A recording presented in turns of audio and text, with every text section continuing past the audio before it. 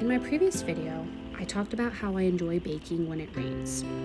Since it cools the RV down to a much cooler temperature, it's really the best time to do it. But there's another task I've taken up living here when the rain rolls in, and lately it's been raining a lot, so I had no excuse but to take up the new task, which is cleaning.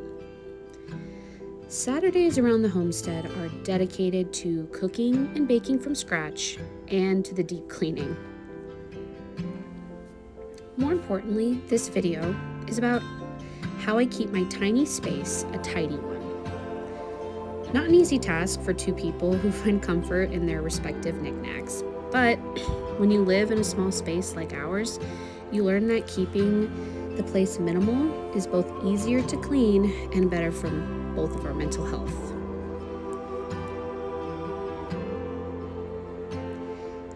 I have to keep up by wiping all the surfaces as well as the almost forgotten kitchen set essentials like the ones I'm doing right now. As you can tell with me scrubbing this one down, it's been a minute. We get lots of dust around here in this climate that we live in, so you could do no wrong by doing it every day. But let's just say I try to get it done at least 2 times a week, but sometimes it's just a dedicated Saturday. Also, I make my own all-purpose cleaning spray with a used spray bottle and 4 to 6 drops of my favorite essential oil, and the rest just rubbing alcohol. I usually use paper towels for windows and bathroom, but on the kitchen, I use a clean rag.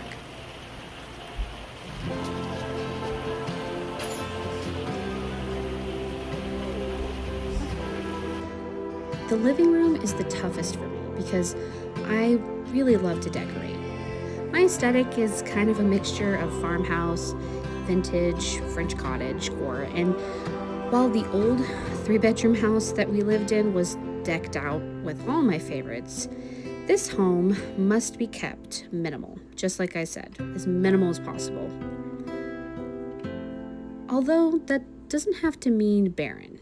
My husband, for example, gifted me this lovely stained glass lamp. And honestly, no way that was going in storage. I still can't believe this couch that you're looking at fit an RV.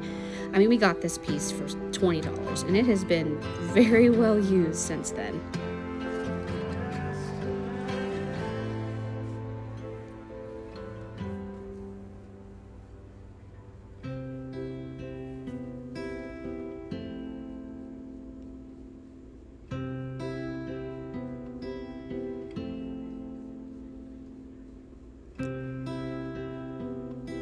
Also, there's something about a throw blanket. I usually can get it right, but sometimes it's just one of those things that it just never looks right, so I kind of will just give up. And these pillows, they have been around, but I don't really want to buy new ones right now. Hopefully in the next couple videos, maybe I can add some new patterns, but until then, they'll have to do.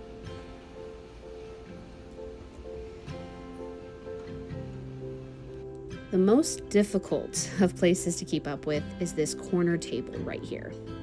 Also, side note, I don't know if I'm the only one, but I like watching a movie while I clean. I don't really enjoy cleaning to music. It's more of a movie for me. So that's what that is. I'm more of a movie in the background kind of gal.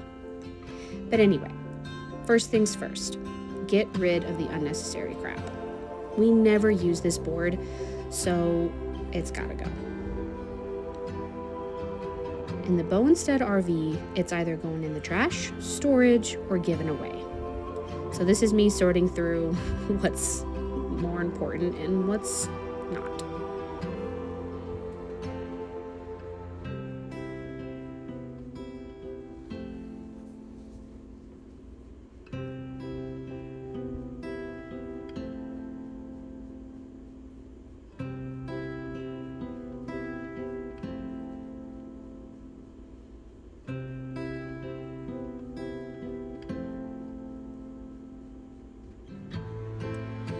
I don't know if you can catch my husband's Lego set up top. That's what I say. That's what I'm saying when I'm talking about the little knickknacks. It's not important, but I do think we need to keep the things that make us happy. or other people happy. I'm not a Lego person at all.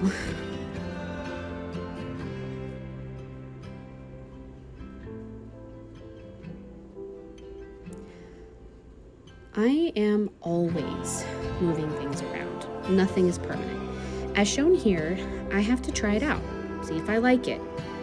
And if not, after stepping back for a little bit, I will rearrange.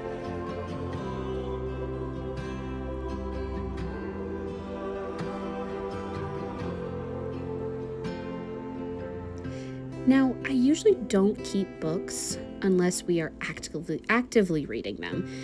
This cookbook I've used only twice, but I do have some pages bookmarked for later content. Other books I have just inspire me that I like to keep around and look at. Speaking of later content, we'll be talking about looking at that book later on in the holiday season. I absolutely hate two things: laundry and vacuuming. So after a couple minutes of trying to get this done, I handed it off to my husband to finish because he's far better at vacuuming. Even if I wasn't pregnant, I would hand it off to him. There's just something about it. He gets see, look at that. Look at the technique. I don't have that. I'm just back and forth, get it over with. He actually takes his time, so he's designated vacuum man now.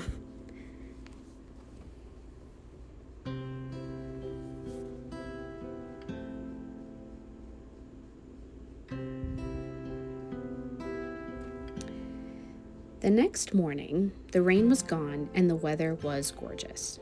My aunt also brought me some fresh peaches, and so I cleaned them and got excited for what was going to come next. But before I started on that, I began a new batch of sandwich bread. This bread maker is great since our oven takes too much propane and heats the house up tremendously. I'm still working on finding a bread recipe that works for me.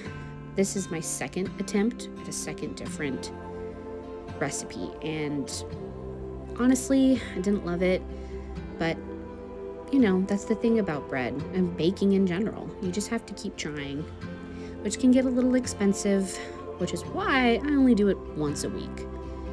I mean, butter is not cheap, you guys, and even a little bit of it, not my favorite thing if I'm just gonna waste it. But there are so many alternatives for baked bread that didn't end up the way you wanted them.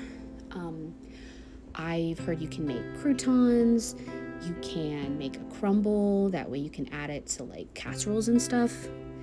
Stay tuned, I haven't done any of that yet. I usually just make myself eat it, but who knows, maybe that's something I could look into doing.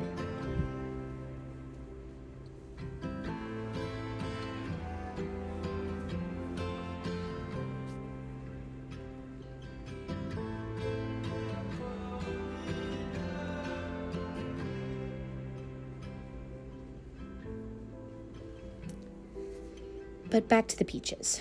This dessert was very simple and easy. It was titled as a peach cobbler, but I wanted more of a peach crumble for breakfast, if that makes sense.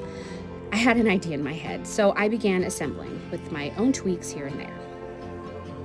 For instance, as shown, I wanted the fruits to be the base, so I assembled them in the best way that I could. I wanted it layered, but not too layered where it's like a thick pie of some sort. It was just a thin layer of peaches, and the butter is the base as well as the sugar. And I hoped that it would give it a delightful flavor of sweetness, and I can say that it did. So I'll definitely be doing that again.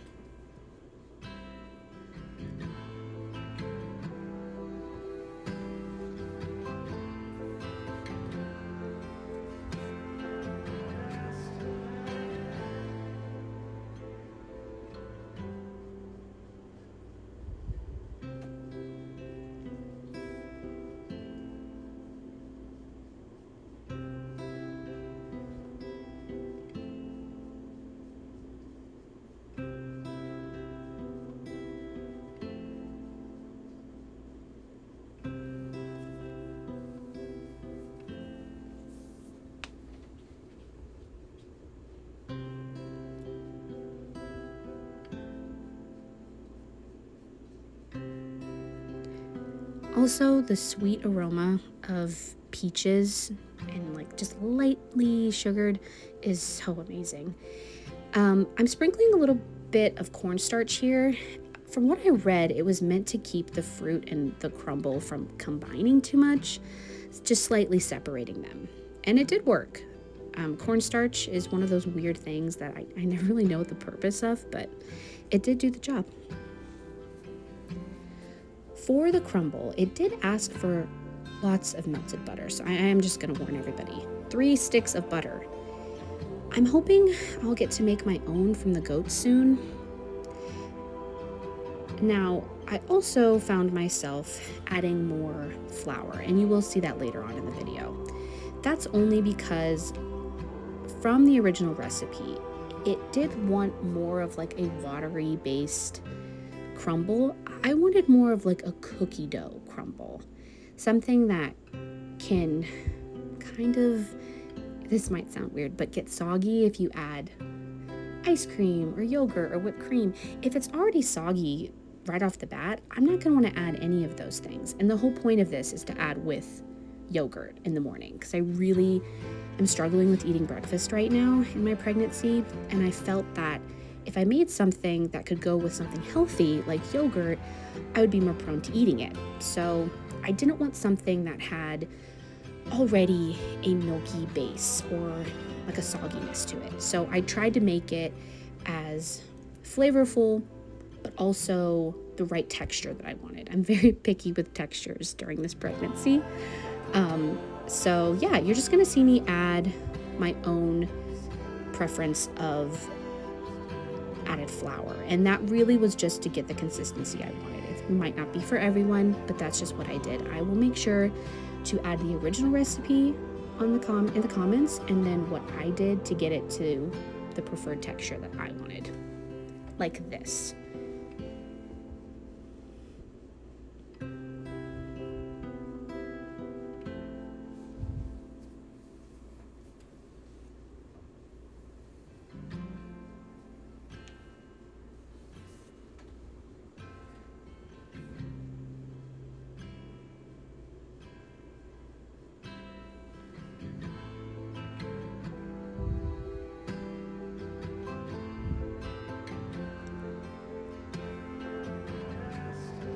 It tasted really yummy, by the way.